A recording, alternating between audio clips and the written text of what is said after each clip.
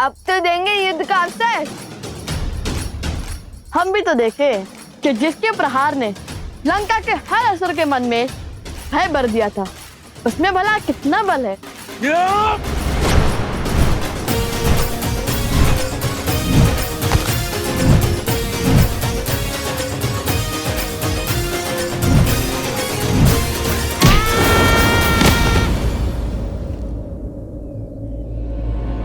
खुश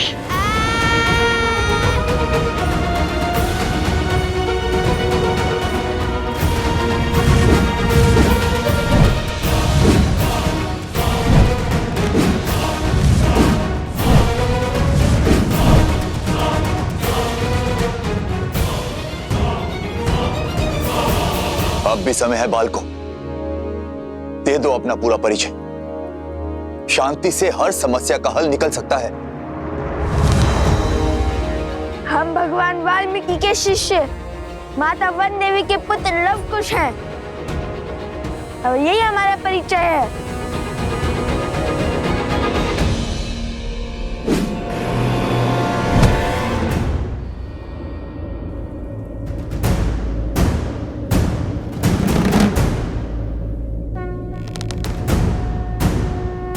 चल जास्त्र।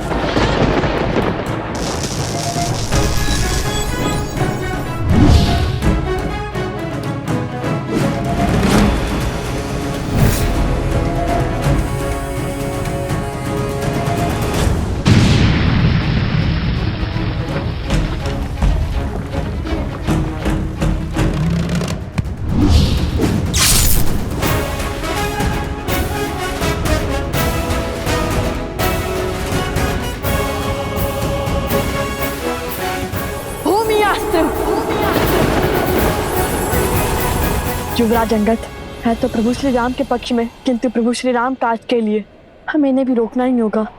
हे दिव्यास्त्र, उन्हें अधिक क्षति न पहुंचे।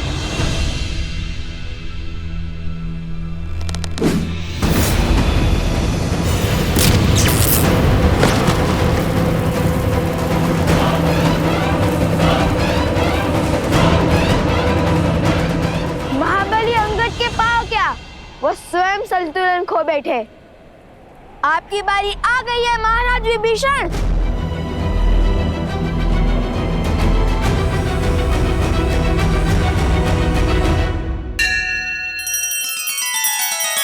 श्री रामचंद्र कृपालु भजु मन हरण भव भय दारुणम।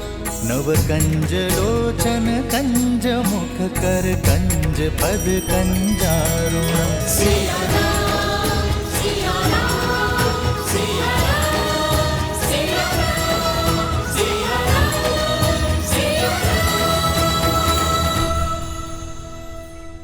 मुझे लवकुश को आश्रम लाना ही होगा। आप सब यहीं रुकिए, वो यहीं आसपास ही होंगे। नहीं वन देवी, मैं आपके साथ चलता हूँ। नहीं अवत्सरा, मैं किसी का जीवन संकट में नहीं डाल सकती। मैं अकेले ही जाऊंगी।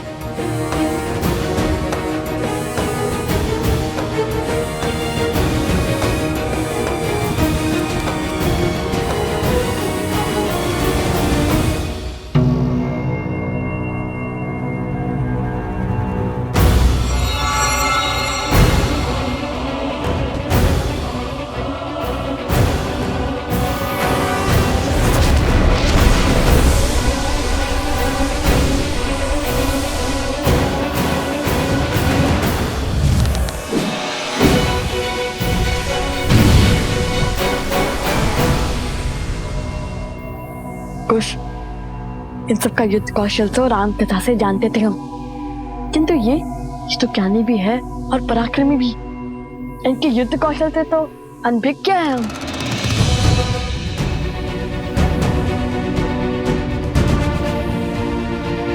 तुम्हें एक अवसर और देता हूं बालकों, अपनी हट त्याग दो। मैं प्रभु श्री राम से तुम पर दया करने का निवेदन करूंगा। इतने शूरवीरों की अवस्था देखकर भी हमें पीछे हटने का आदेश दे रहे हैं आप?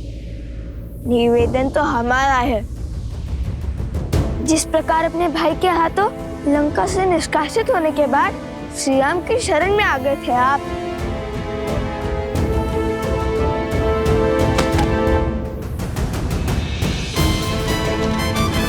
इसी प्रकार हम भी आपको युद्ध का विकल्प त्याग कर महाराज राम तक युद्ध का प्रस्ताव पहुंचाने का अवसर देते हैं।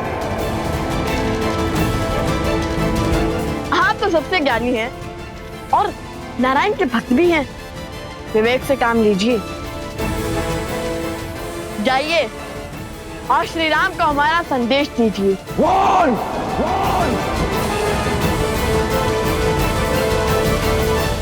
ये तो क्रोध से फुफकारने लगे और क्रोध ज्ञान पर आवरण डाल देता है और इनके ज्ञान की सौगंध तो संपूर्ण संसार खाता है। बल के साथ साथ बुद्धि के भी धनी हो बालकों। ज्ञानी को क्रोध दिलाकर व्याकुल कर रहे हैं, किंतु कहीं क्रोध का आवेग विभीषण जी से कुछ अनिष्ट ना करवा बैठे। बालकों, जब तक मेरे तन में प्राण है प्रभु श्री राम यहां नहीं आएंगे।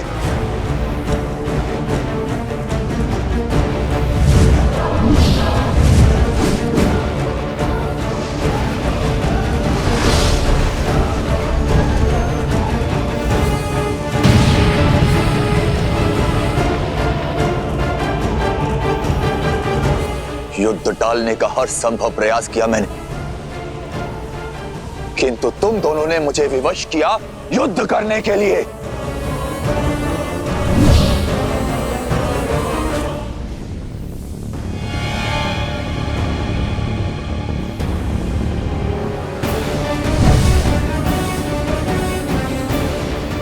कहाँ गया?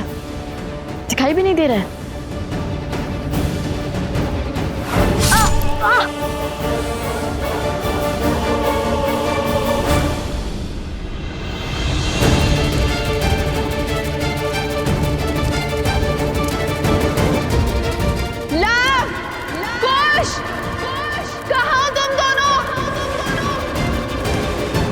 कुश की सुरक्षा चक्र में हमें न और क्रोध मिलाना होगा। कुश, हमें इस सुरक्षा कवच से बाहर निकालना होगा इन्हें।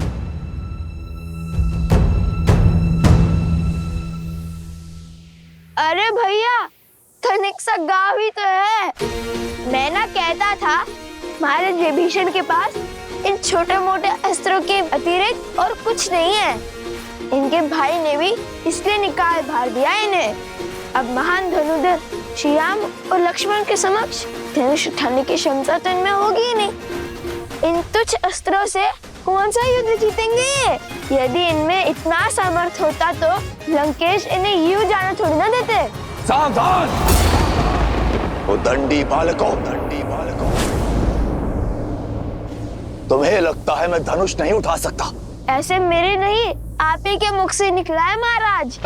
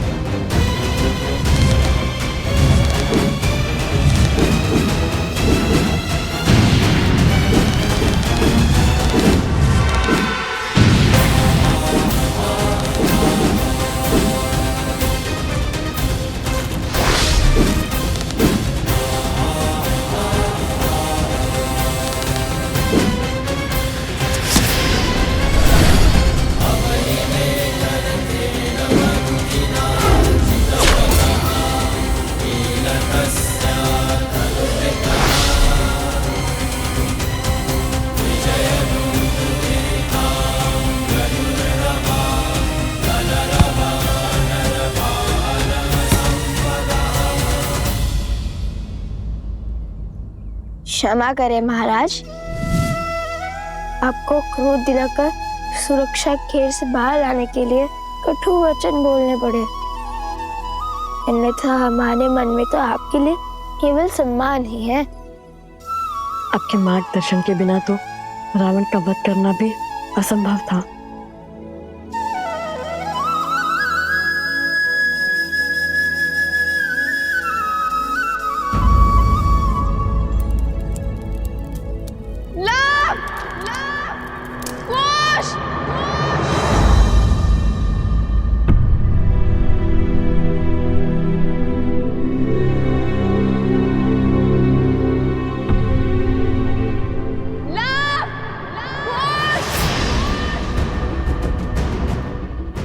माता। माता? आपकी माता की ध्वनि प्रतीत होती है।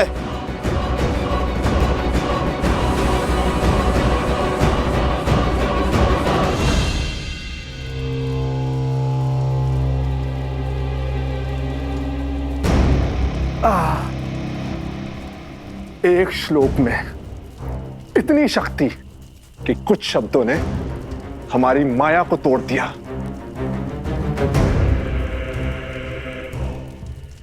कानों से रक्त बहने लगा। उस वानर हनुमान का श्लोक था। विचित्र संकट है, सामने रहे तो गदा से धोता है, दूर रहे तो पूंछ में लपेट लपेट कर मारता है, और अब जब स्वयं बंदी है तो श्लोक से मार दिया। इसका कोई तोड़ है आपके पास महाराज? समय आ गया है महाराज, शक्ति से नहीं युक्ति से काम लेने का, कोई नया मार्ग खोजने का। मुझे उपदेश मत दो बानासुर। क्या लगता है इन छलिया देवताओं को कब तक सीता की डाल बन के रहेंगे? भूल है ये उनकी भी और तुम्हारी भी। बहुत हुआ लुक्का छुपी का खेल, अब सीता का वध मैं स्वयं करूंगा।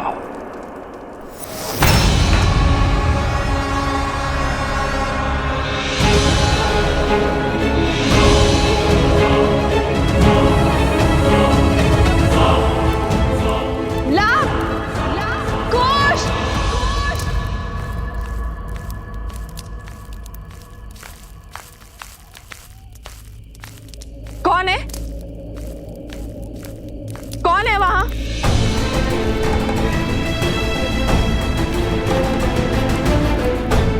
लवकुश, तुम दोनों यहाँ क्या कर रहे हो? और बार बार यूं आश्रम के बाहर क्यों चले जाते हो? जानते हो ना बाहर कितना संकट है। माता शांत, हम तो केवल खेल रहे थे यहाँ पर, तो आप इतनी चिंतित क्यों हो रही है? ये क्या है? क्या हुआ ये ला? वो कुल्हाड़ी से चोट आ गई थी तनिक सी। समझ गई, तुम दोनों लकड़ियां काट रहे थे ना?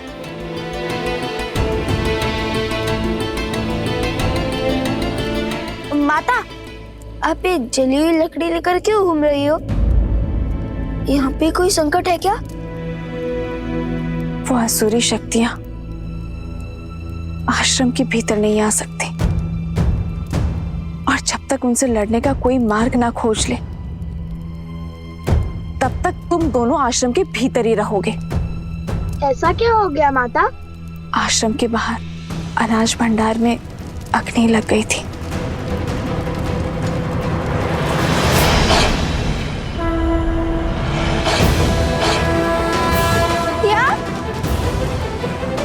शीघ्र ही भीतर चलिए माता, रात्रि अधिक हो गई है। चलो।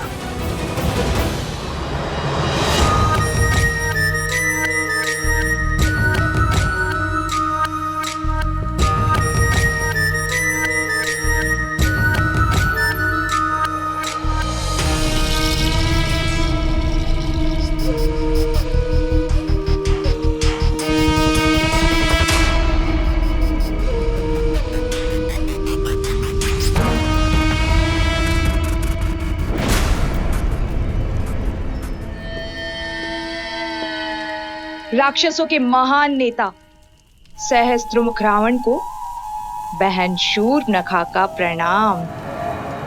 आ गई तुम? अवश्य जले पर नमक छिड़कने आई हो। तो क्या करूं? और कोई मार्ग है असुरों के सोए हुए पुरुषार्थ को जगाने का? अपने पुत्र की मृत्यु के अश्रु अभी थमे तक नहीं थे कि भैया की मृत्यु का दृश्य देखना पड़ा, और उसके पश्चात राक्षसों का संपूर्ण साम्राज्य समाप्त हो गया। असुरों का राजा वो भेदी विभीषण राम के तलवे चाट रहा है और आप राम और सीता के नाम की माला तक नहीं तोड़ पाए। अरे उन्हें चोट पहुंचाने के स्थान पर स्वयं चोट खा रहे हैं।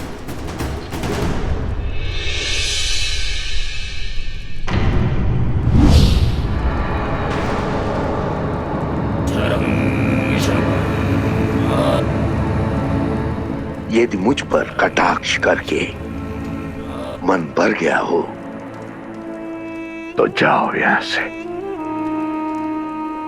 मैं तो चली जाऊंगी, परंतु राम सीता के हाथों आपकी पराजय जो समीप आ रही है उसका आप क्या करेंगे भैया? न राम सीता का कुछ बिगड़ा, न राम राज्य का और न लवकुश का, और उस हनुमान की पूंछ का एक बाल तक आप हिला नहीं पाए।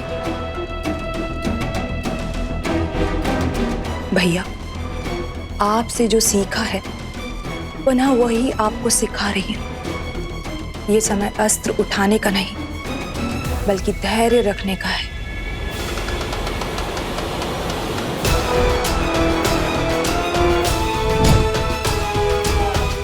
राम के भीतर लवकुश के विरुद्ध अग्नि भड़क चुकी है भैया, परंतु क्या उसके मन में उन बालकों के लिए इतना क्रोध है कि उस अग्नि से उन दोनों बालकों को जलाकर भस्म कर दे?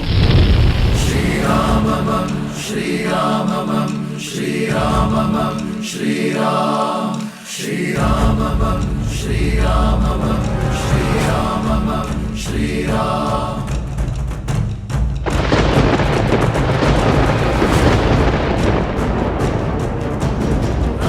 राम रामेति रमे रामे मनोरमे सहस्रनाम तत्तुल्यं राम नाम वरानने। कभी नहीं सोचा था कि इस धनुष को दोबारा उठाना पड़ेगा, किंतु अब अयोध्या के गौरव के लिए इस धनुष को उठाना अति आवश्यक है।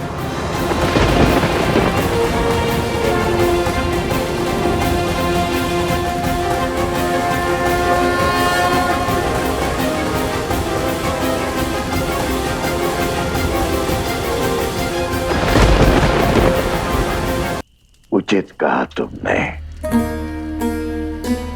अब तक मेरा ध्यान कहीं और था। इस विषय पर विचार ही नहीं किया मैंने। मैं कुछ समझा नहीं महाराज। भैया, मैंने राम को युद्ध में अनेकों असुरों का अंत करते हुए देखा है भैया। यदि उसके समक्ष अधर्म का शीश उठता है तो उसका क्रोध अनियंत्रित हो जाता है, और राम के क्रोध को हमें बढ़ाना होगा भैया। कुछ ऐसा करना होगा जिससे वो चाहकर भी अपने पग पीछे ना ले पाए और हम चुपचाप बैठकर राम परिवार के अंत का और रघुवंशी के हाथों रघुवंश की समाप्ति का आनंद उठाएं।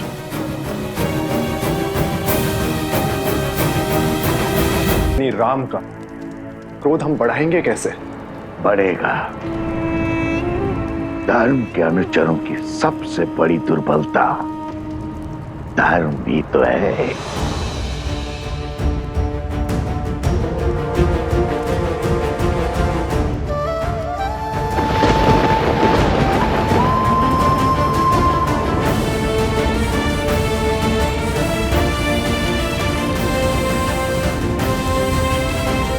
आओ राम, आओ, स्वागत है तुम्हारा।